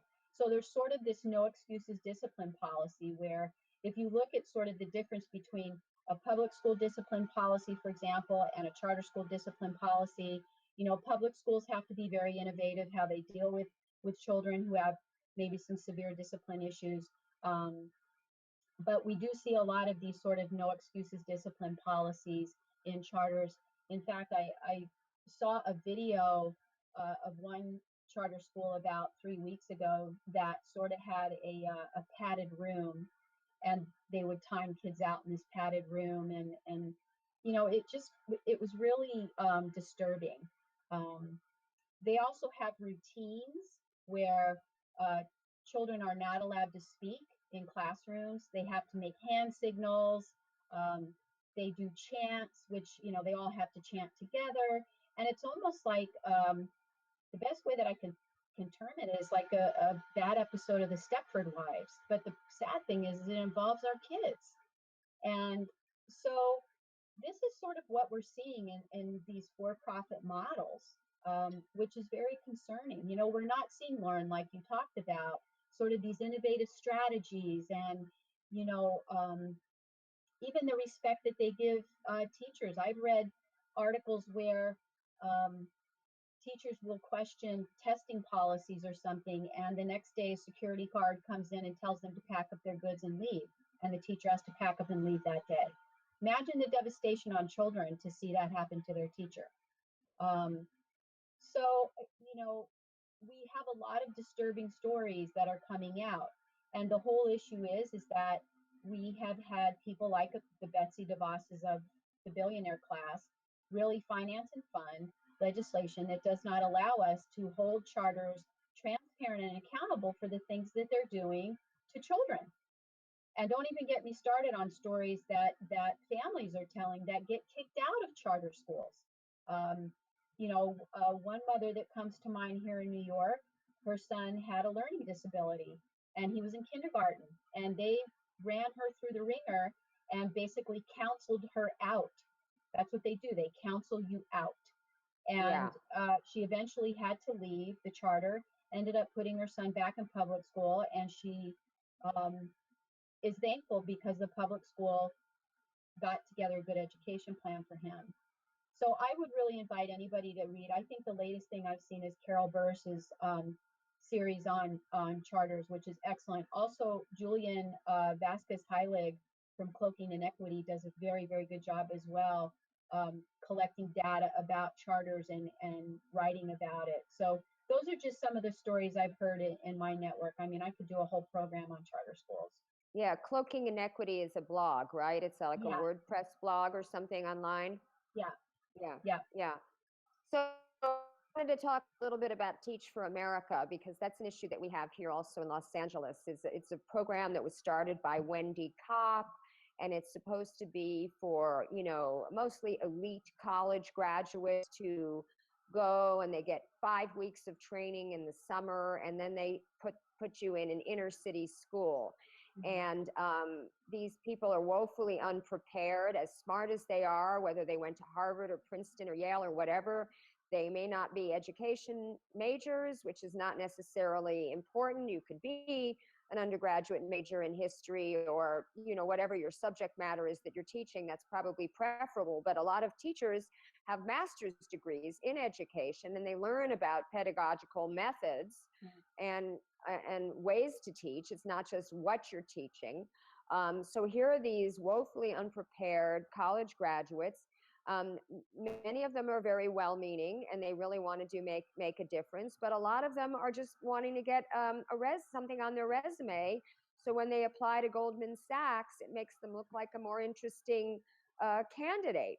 Tell us about the Teach for America teachers that you've observed, and just in general, do what the privatization movement is trying to do to the teaching profession, and how so many people are leaving the profession and others are not choosing to join it because it's been so discredited. Yeah, and I think that is the umbrella that it fits under. It's sort of this idea that anybody can teach. That's really what it's about. It's like anybody can teach, anybody can go into a classroom and teach. And what I always say to people is, then you know what? Don't come to my school, because where I teach in suburbia, and I teach in Disneyland. It's amazing. But I would invite anybody to find an urban district where you have all of the kids who are free and reduced lunch and who live with an immense amount of trauma in their lives, food insecurity, parents are out of the house, gang violence. And I would invite anybody to please go and teach in a school like that for a month and tell me if that teaching is easy. And especially when you teach our most vulnerable children. And I think even in a place like where I teach, which is mostly suburban, middle to upper class, it has challenges as well. And come teach. It's not an easy job. That being said, I've never personally observed anybody that is Teach for America. I have spoken to a lot of people who are former Teach for America. I've engaged with other people that, like you just said, taught for 2 years and left, or 3 years and left, and had good experiences. But at the end of the day, I think what we have to go back to is that we have to begin to respect the teaching profession, and we have to begin to understand that you cannot train for 5 weeks to be a teacher. And let's even take it a bit further, Lauren. What they also do is that if you want to become a special ed teacher, work with our most vulnerable children, you get to have an extra 17 hours of preparation. And I cannot even begin to tell you the type of preparation that special education teachers have. They have an immense amount of preparation, and they have to be able to do all kinds of things to work with special needs kids. So that in and of itself, I think, can sort of take us back to this idea that, a model like Teach for America is bad for many reasons. It's bad because they place very inexperienced, young, idealistic people into our most vulnerable areas. And many of them don't last. I think the last thing I read is that, like, on average, they last like 3 years. And so they leave after 3 years. And so what happens is that district now has a churn of teachers, right? Teachers are in and out. It's like a revolving door, in and out. And that's not a good thing for school culture. You know, children who deal with poverty and deal with food insecurity and deal with violence and deal with a lot of these kinds of things, they need stability in their lives. And many of them find stability with teachers in their lives. And so this is a bad thing. It's you know, on top of the fact that, you know, one of the things BATS did before we became a nonprofit is we went to DC a couple years ago and had 60 appointments on Capitol Hill. And when we were talking to some of the aides, the educational advisors to a lot of the lawmakers we were talking to, many of them were Teach for America. And they had not been in the, look, I've been in the classroom 29 years and I know the ins and outs of it. I've taught in rural, urban, and suburban areas. And when I have to sit across the table from somebody who taught for 7 years and through the TFA model and is advising our federal lawmakers about education, that's bad. That's bad. So it's not that they're just infiltrating our urban districts and our most vulnerable children. They've also infiltrated up at the Capitol and are advising a lot of our lawmakers on education policy. And, you know, it's concerning all the way around. We have to really rechange our thinking about the teaching profession, the fact that it's not an easy job. Nobody can do it. We're not glorified babysitters. And, you know, this is the thing that I always tell people. We work with America's most priceless resource, and that's our children. And that should never, ever be taken lightly. Okay, I wanted to mention that, well, I wanted to discuss the idea of teachers as classroom managers and how that relates to technology, because we know, you mentioned Pearson being the largest tech in the world. They're also publishing test, not only do they publish the tests, not only do they publish textbooks, they publish testing, they publish test prep curricula, and there's a lot of money to be made on this. Apple is making, trying to get the iPads. That was the big boondoggle in Los Angeles, where the superintendent, who has since been forced out, John Daisy, made this deal with Apple, which would have cost the school district a lot more money if he had, 3 times as much as buying Chromebooks, for example, because he wanted to give every single kid an iPad. And of course, some of the kids were taking them home and jailbreaking them and using them to play games and, watch porn and whatever. And it was a big disaster. And it's one of the reasons he lost his job, aside from being, very tight with Eli Broad and working in concert with him to help with this privatization scheme. There's also Microsoft. I mean, Bill Gates is a big privatizer, and he's very involved with educational technology. So I've been reading that their goal is to try to have on the computer through hardware and software, and have these teachers just be standing at the front of the room and just being like classroom managers, just, clicking through the software or something like that. What are you hearing about that? Well, it's definitely coming, and it's a very, very big concern. It, through what's called CBE, competency-based education, they've kind of stolen, when I say they, I'm talking about corporate education reform and all of these techies, they've stolen a lot of language that we used to use when we were doing really good things with kids, things like personalized learning. So like if you say that, for example, now in the education activist world, that's like bad, So what they'll do is they'll take the language, they'll say something like, we need to have personalized learning for every child. I mean, what parent wouldn't want that, right? I mean, that's great to me. Personalized learning for my child, awesome. The problem is that personalized learning is going to be eventually the vision of your child sitting in a cubby in front of a computer, probably being taught by an avatar, not having interaction with their classmates, not learning how to interact with their classmates. Because the other thing you also have to understand is that districts, this is the one thing too people don't understand. Districts are not being given the money to sustain technology, to upgrade it, to be innovative with it, right? And so the things that are being done with technology are really isolating children,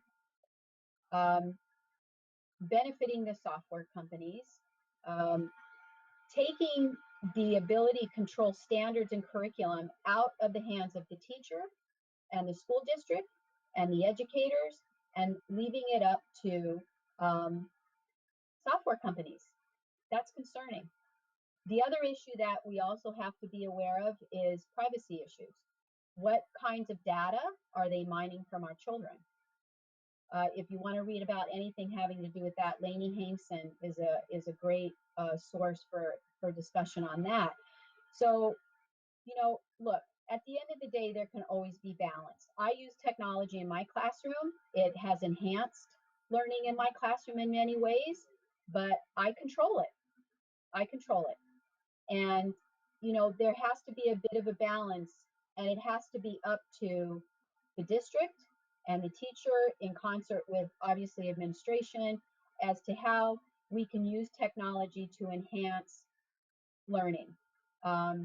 We have to limit it, obviously. We don't want children sitting in front of the screen every day, and we certainly want to keep it out of our lower grades. This is the time when kids need to talk to each other and be with each other and play with each other. We don't want them in front of a computer screen. The other thing that we're seeing in many districts is that they're using the computers for this competency-based education where they're just testing the kids. And, we talked about the opt-out movement in the beginning. One of the ways that we gained a lot of steam here in New York is that we had a very big opt-out movement. We had over 250,000 parents refuse testing. Now what they're doing is they're embedding this testing into these computer programs. So, my son could be sat in front of a computer, and one of the things that they're doing in his district now is called iReady, where they sit you in front of the computer to do like a math program. So you're doing this math work on the computer, but they'll embed testing into it. And they will eventually use that testing to rate teachers. They will use that testing to sort and rank children. And they will use that testing to close schools. And so this is where they're sneaky, and we have to watch what they're doing. And parents need to be aware, and they need to question the use of technology in their school districts, and they need to demand balance. That's key. Let's talk about early childhood education, because this is a big concern of mine. When I spoke about progressive education and forcing children to read in kindergarten, I read before I even had children that there is a window between kindergarten and second grade when children can learn to read. And if you force them to learn to read too early, it can be very detrimental. You can basically kill the love of learning and the love of reading from them. And fortunately, my boys are 19 and 23 now. In the private school and the public school that they both attended, elementary for, they were very progressive, they were very developmental, and they got this. Now I'm understanding very difficult for schools academic kindergarten, and it really makes me worry. Can you speak a little bit to that? Yeah. Where that's coming from, and is there any resistance on the part of teachers? I know there's resistance. Another thing we can discuss after this is homework. I know there's a pushback on giving kids homework now, and a lot of school districts are starting to respond to that. So let's talk about, first of all, the early childhood education and then the homework piece. Well, there's a lot of really great groups in the country that do a lot of really good work with this topic. Defending the Young Years DYE, who's headed up by Nancy Carlson Page. They do great work. Dr. Denisha Jones is also in that. in New York State here, early childhood education activist Susan Oshorn actually is doing great work with trying to get New York State to move out the Common Core standards from the early grades. So we're seeing a lot of work being done in trying to really defend our young children. Mike Hines, who is actually also here in New York, he's local here on Long Island. He's a superintendent who's doing a ton of work with whole child education. I mean, in his elementary schools, they do yoga. He had the board pass a resolution that they give 45 minutes of recess, which is unheard of today. I mean, these are things that we're having to fight for, and we shouldn't be fighting for them. They should be easy to get. And those things would have to be like in our very, very young grades, really giving kids great experiences where they're playing a lot and they're socializing and they're working with their hands. They're not taking tests. They're not sitting in front of computers. They're able to read the things that they love, not the things that they're told to read. Teachers are given the flexibility to be able to do the things that are responsive to the children that are in front of them. And obviously, too, I think one thing that's important in the early years that I've seen a lot of writing on is class size. You know, we have seen class size in our very, very early years starting to go up and up and up and up and up. And we need really small class size, especially in those really, really younger grades where teachers can be responsive almost in a Montessori type way to what children want to learn. And that's how you teach them to learn. You take the things they're interested in and you move forward with their learning from there. So we are seeing a lot of pushback on a lot of levels with early childhood education, like giving them the recess they need, more hands-on and responsive teaching, no testing in those lower grades, which is important, and reading, which Lauren is super important in those younger years, being responsive to the things that they want to read and not forcing them to read when they're not ready. So I know in our network, we're seeing a lot of pushback to try and really defend these younger years and making sure that they're more experiential than, test, and drill, that kind of thing. Yeah, now give me a minute on the homework, the movement to reduce homework. Just give me a minute on that because we have to wrap up. Yeah. Okay. Honestly, I haven't seen too much on this. As far as getting rid of the homework movement, it sort of came out for a little while, but I'll have to tell you in our network, I don't see an awful lot of it. I do see a lot with the amounts of homework that children are given. There's been a lot of research on that with how many each grade should get and whether it's productive or not. I've seen a lot of work being done on how we give homework. That homework obviously should be able to practice and support what the child learned in class that day. But I saw a little bit of the no homework movement, and it seems to have kind of gone away a little bit, at least on a national level. It could be a regional thing, like in California. It could be a big thing. But I'll have to tell you on a national level, I don't see too much organizing being done in terms of that. I have seen most of it be that it obviously has to be meaningful for children, and that by grade level, we have to be very cognizant of the amounts of homework that we give, because it puts a lot of pressure on the family. And I do know that with Common Core, there were a lot of discussions around the types of homework that kids were getting. Well, we could probably do a whole show on Common Core, but right now we have to wrap up. So yeah. I'm going to ask you to, all the resources that you mentioned, if you could send them to me in the Facebook chat window so that I could put them up on this YouTube page so people can go for more information. But if you're a parent and you want to fight back on some of these trends that we've talked about, what do you advise parents to do? Or just people in the community who are concerned about public education? Well, what should they be doing right now? If you have an elected board of education, go to the meetings, get your voice heard. If you don't, join a group in your community that is fighting to get an elected board of education. That's first and foremost. And I tell all parents this: get on social media. As you know, the billionaire class controls the media in this country. And we are finding more and more that our voices can get out there and we can get information from each other and network through social media. Get on Facebook, get on Twitter, make connections with groups that are important to you, and just start learning and educate yourself. Now, do you invite people to join the Badass Teachers Association? Yes. Or do you have yes. to? Yeah. Yeah. And We how welcome parents, we welcome teachers. The only thing we don't let in students, high school students. We do have college activist students on the page. But yeah, no, we love the coalition with everybody. Thank you so much, Marla, for spending the hour with us. I know it was only supposed to be a half an hour, but one of our guests did not show up. So I'm glad that we had so much to talk about. You were very informative, and maybe you'll come back soon. Thanks for having us. All right. So Dave, you want to talk about next week, what we've got so far? We've got a split. Look at myself in duplicate there. Yeah, let me get. Or is that just, I don't know. What is the left side, the right side? It's all you, right? It's all you right now. But hang on, let me. The left side is what you see, right? It's the control There, room. yeah, exactly. Yeah. I'm working at giving it to get. It's a one man band back here.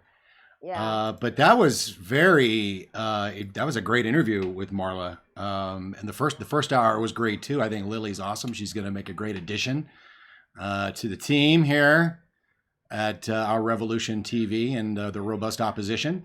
Sorry about some of the sound issues with Marla. I think she's trapped in a basement somewhere, and it was a little echoey and stuff going on. But I tried to filter some of it out. I think I got most of it. But great conversation about education and the future under Devos. I know, at least I know where we're going to get all their toilet paper in public schools.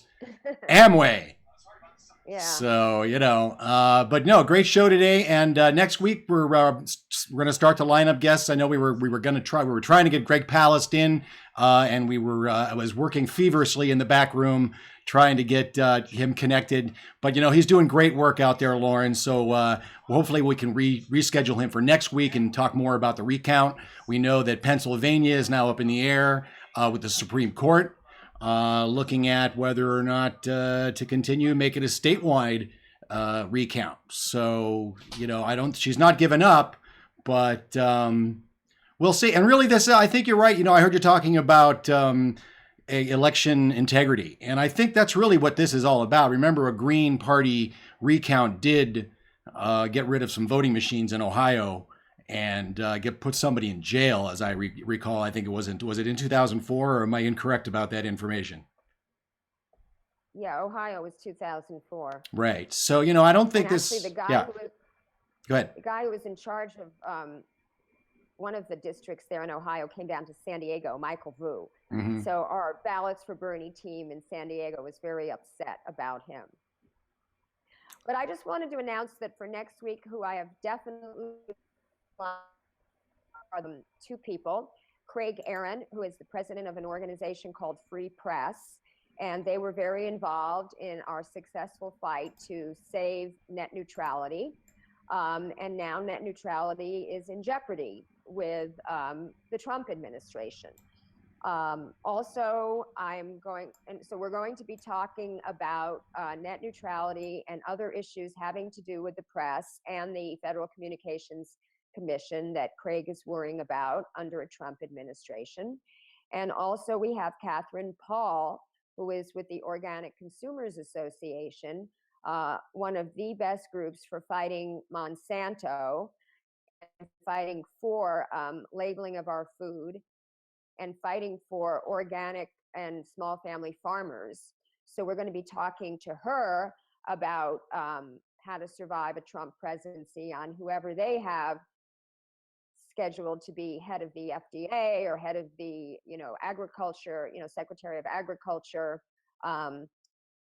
So I think this is going to be a very interesting year for the robust opposition, because all these groups are going to be robustly opposing Donald Trump, all his appointees, and all the nefarious things that he's trying to do. I'm also trying to line up Winona Hodder from Food and Water Watch, who is the group that I work with to fight fracking. I think they're one of the best least compromised environmental groups out there. Also, for a future show he can't do next week is Evan Greer from Fight for the Future, who's very concerned not only with net neutrality and other internet freedom issues, but also surveillance. Nation has been very concerned with internet spying, and not by the Russian hackers, but by our very own government. So I've got a lot of potential guests lined up for this show, and I'm very excited about it going forward. Yeah, I think it's going to be great. Lily's a great addition, great at chemistry. Exciting that she might consider running here in California. So that's good news. Yeah, no, it's going to be great. We've got a lot to talk about. I mean, we are not even scratching the surface of foreign policy and what's going on in that realm. And you know, speaking of spying, England just passed one of the most obtrusive and draconian spying laws in history. So the global capitalists are getting scared, and we're going to try to make them even more fearful here on the Robust Opposition. So subscribe to the channel, get notifications for when we go live, because we often go live at rallies and I can't create events. So get notifications so you'll see whenever we do go live. When I'm out in the field, it'll just go live. So do that. Follow me on Twitter at Our Revolution TV. Lauren, which are you doing both accounts? What account are you doing on Twitter? I'm mostly doing at LA for Bernie, FOR, not the number, LA for Bernie, but occasionally I tweet from Lauren_Steiner. And you're getting your tweet skills up. You were talking about them at the fundraiser with Jimmy, which was really cool and amazing. And if you haven't seen it, I've got a link here on the channel, or you can watch it on Lauren's Facebook page, which has better audio because the mic Jimmy was using was that mic. So, but it was a lot of fun. It was a great set. He's amazing. If you're not watching Jimmy Dore and the Young Turks and Jordan from North Dakota, hopefully we'll get Doug maybe next week, or someone else from North Dakota. It's sketchy out there. If anybody out there views this and wants to check in with us on the Robust Opposition, we'd love to hear from you from North Dakota. So drop us a line, and we'll put, as Lauren says, as many links as we can in the description down below. And hopefully we can get Greg Palast on next week, and we can talk more about the recount. I'd love to jump in on that conversation as well. And we're going to try to make this show really great over the next 4 years against Trump, opposing Trump and his obvious his populist government that he's putting together. And we're going to try to bring those Democrats in denial along as well. Dems in denial, yes, indeed. And that debate continues. So it was great. Lauren, thank you very much for being here today and helping me create this show. And it'll get better and better. Thanks for watching. Subscribe to the channel, and we'll see you next week on the Robust Opposition, 10 a.m. on Sunday Pacific. Peace. Bye, folks.